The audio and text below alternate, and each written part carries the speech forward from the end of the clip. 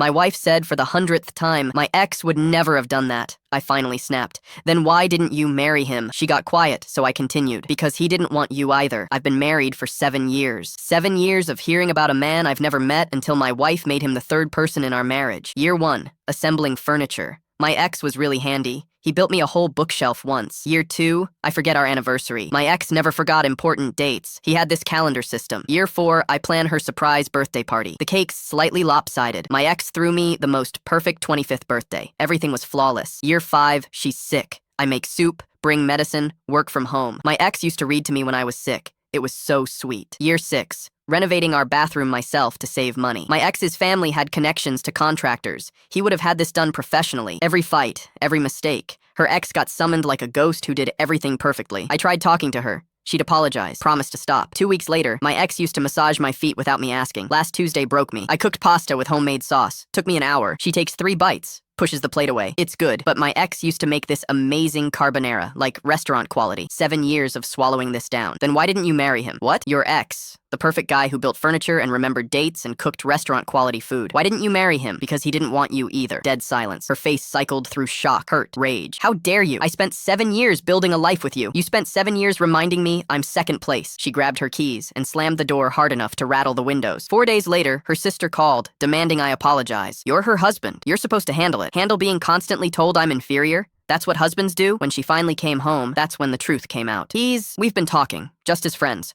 Reconnected on social media a few months ago. Show me the messages. That's an invasion of privacy. You've been secretly talking to your ex, and you want to lecture me about privacy? She didn't show me. That told me everything. Her mother called the next day to warn me. She met him for coffee 3 weeks ago. She told her sister she needed to see if there was still something there. I filed for divorce that afternoon. During proceedings, she wanted the house I bought before we met. Judge said no. She got nothing. She wanted substantial alimony. Judge awarded $1,200 monthly for 18 months. Less than a quarter of what she demanded. She wanted our dog. I had all the vet records and receipts. She dropped it. She showed up at my workplace. We can fix this. 7 years. You spent 7 years telling me I wasn't good enough, then went looking for someone better. Now you want me as a backup plan again. The divorce finalized last week. Here's the perfect ending. The ex didn't want her back either. She reached out after I filed, told him she was getting divorced, that maybe they could try again. He turned her down, said he was seeing someone else for almost a year. He'd only reached out as friends after his own breakup, not to rekindle anything. She blew up her marriage chasing a ghost. The ghost said no. He got engaged to his girlfriend a month ago. She posted something vague about timing and missed connections that same day. Last I heard, she moved into a 1-bedroom apartment, complaining about how unfair the settlement was. Conveniently left out that she tried to take a house she had no claim to. The other day, I cooked that same pasta.